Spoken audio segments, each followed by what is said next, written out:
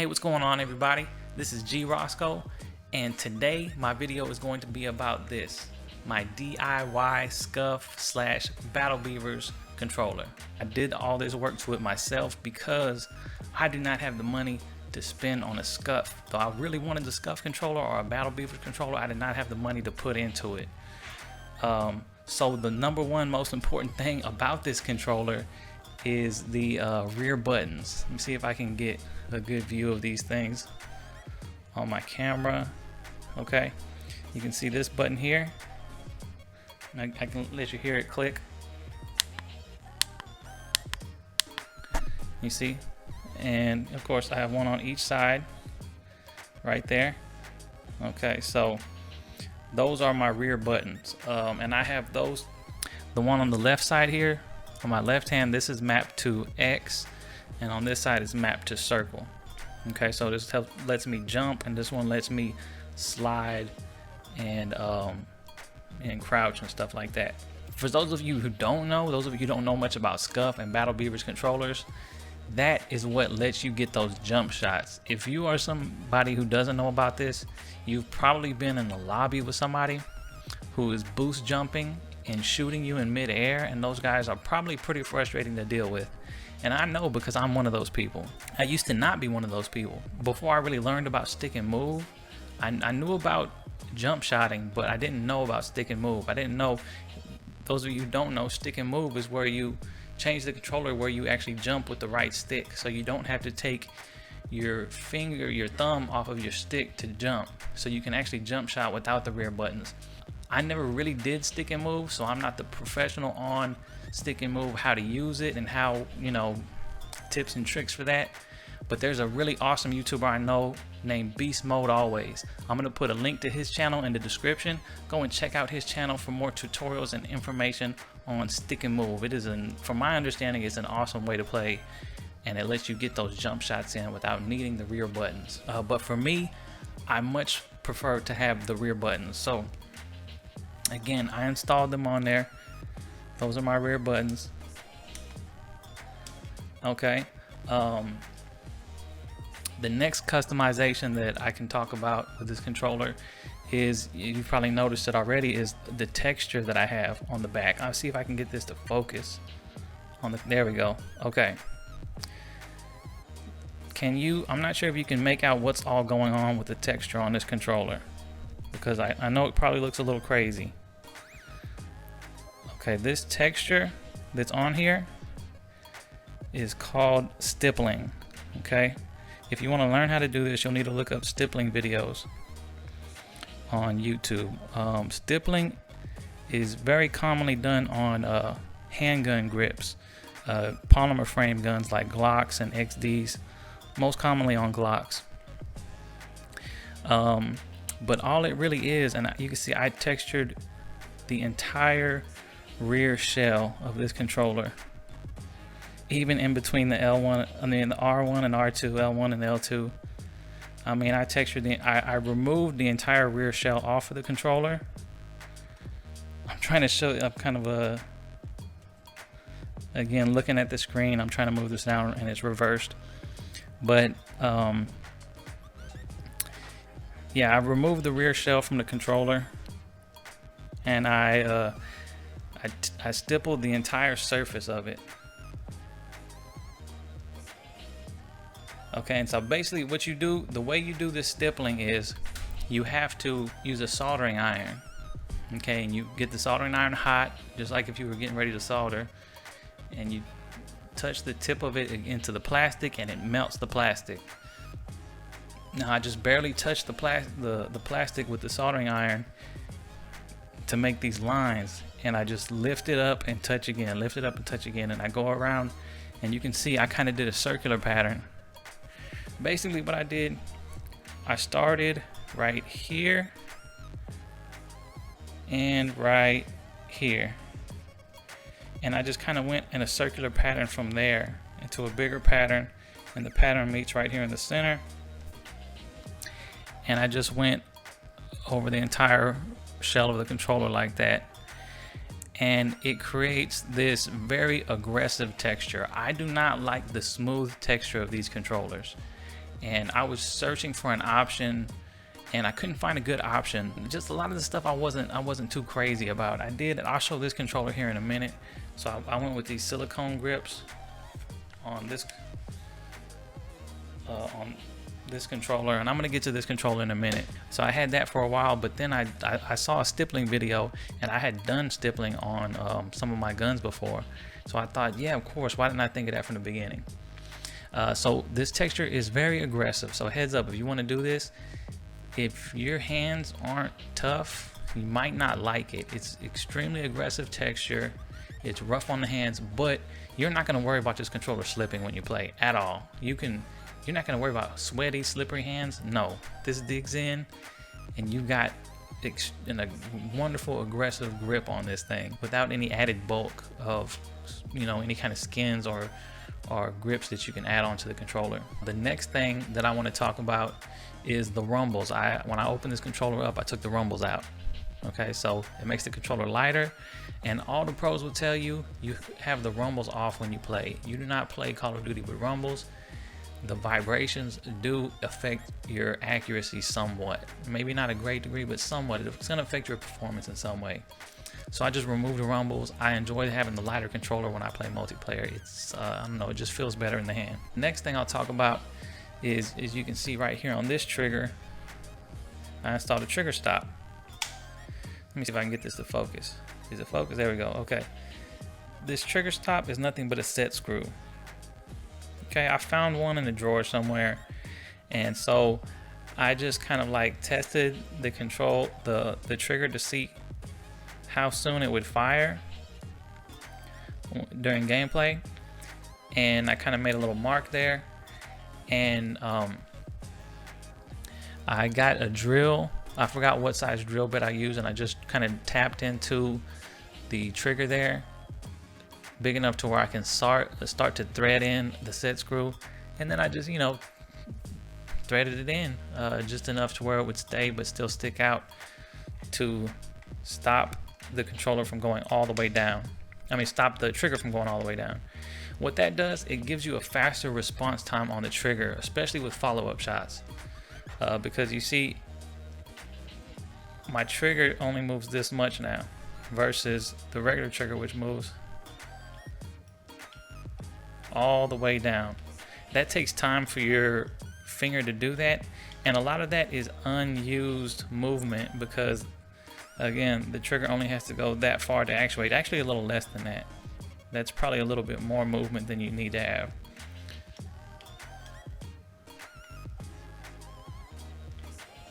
See if I can get it good.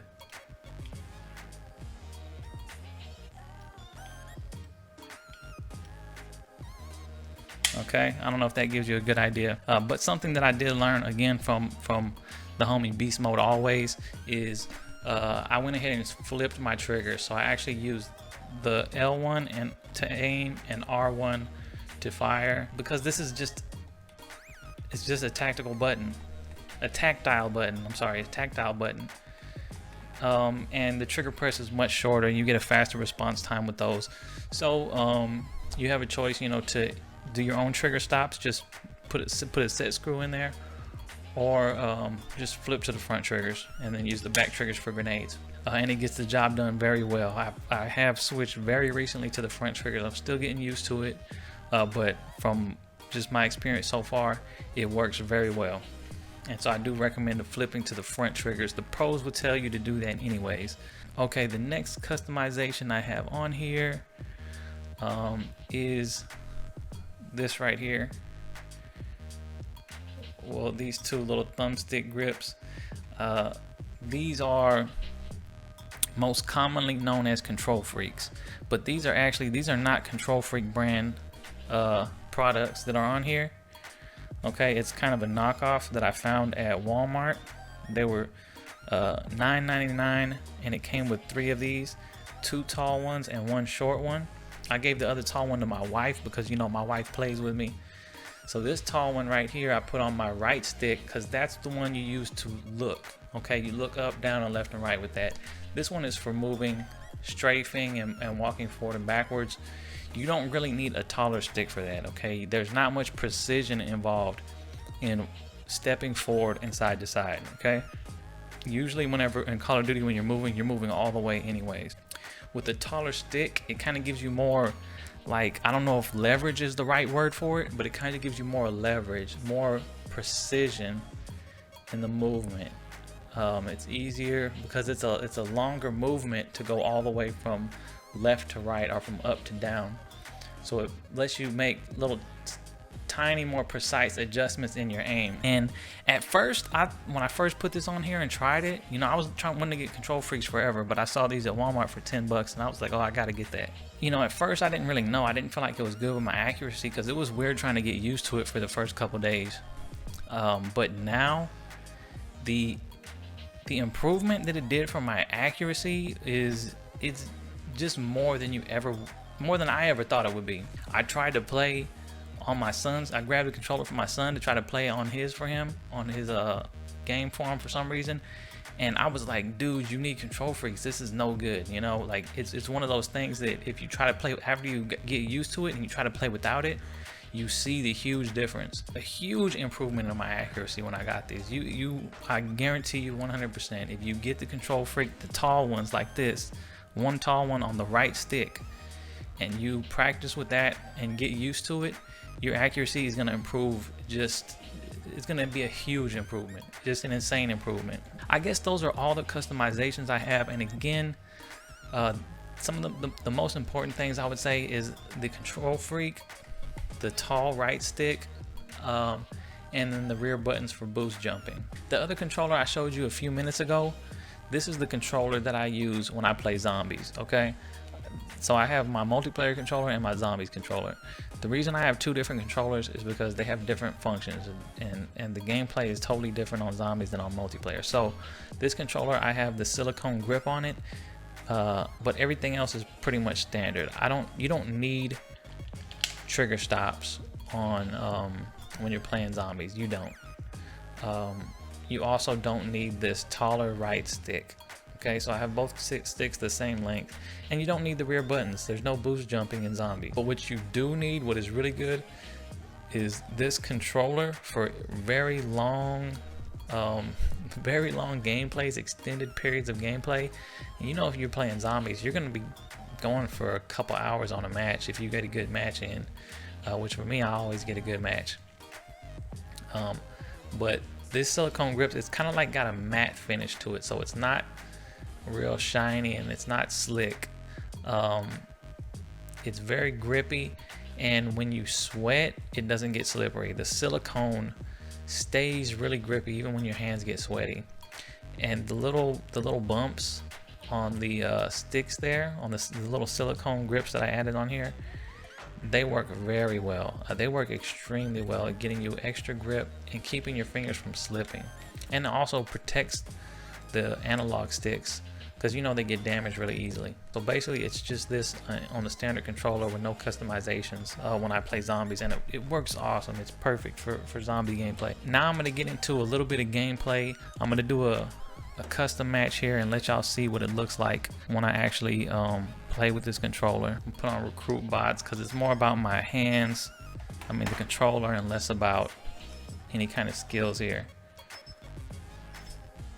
So I don't know, you might not be able to see it that well. And it's mostly like, you know, again, where I have these rear buttons on here, it's for me, I have a very natural grip on the controller right here. And so the buttons, you can see them right here, and right here. And that's kind of like right where my hands sit anyways. And you can hear them click. Okay. So I'm gonna let you watch my hands as I play, and maybe you can get kind of a little bit of an idea how I do my jump shots. This is an awkward, I don't sit like this with my controller up here, so this is kind of awkward for me. I hope I don't suck and get killed by some recruit bots and then get put to shame. So you see I'm able to do these jump shots with these rear buttons on here.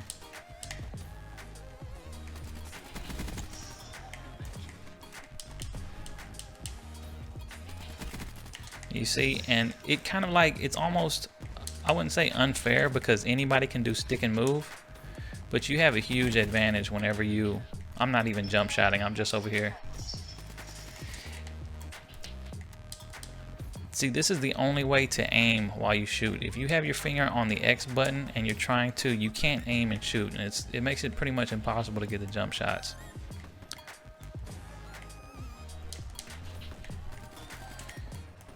But it's so easy to get out of a bad situation by jumping and just throwing the other player off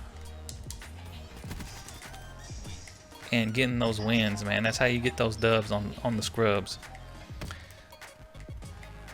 That all day getting dubs on scrubs, man. That's what it's all about, ain't it?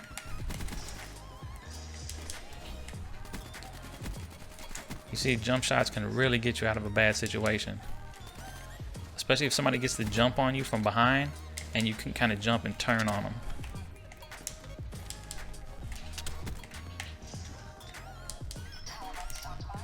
Oh, I don't even have any more shots. Let me see if I can get a jump shot in with this thing. Ooh, I suck with the Argus. What is this? Oh man, I'm putting myself to shame here. Okay. Never mind, guys. Forget about this. I don't want y'all to know how much of a scrub I am. I'm a scrub in general with shotguns, but with the Argus especially. Alright, there we go. I'm getting the hang of it a little bit. Oh, what? I had that. I don't know what's up with that. Also, my accuracy with the control freaks. It helps a lot when you're jump shotting. There we go. Okay. I'm getting the hang of it.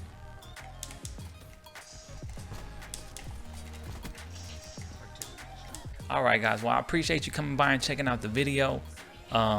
If you have any questions for me about my controller or anything else, let me know in the comment section or come and tweet me on Twitter at grosco7. So if you enjoyed this video at all, do not forget to smash that like button and go ahead and subscribe if you are not already subscribed.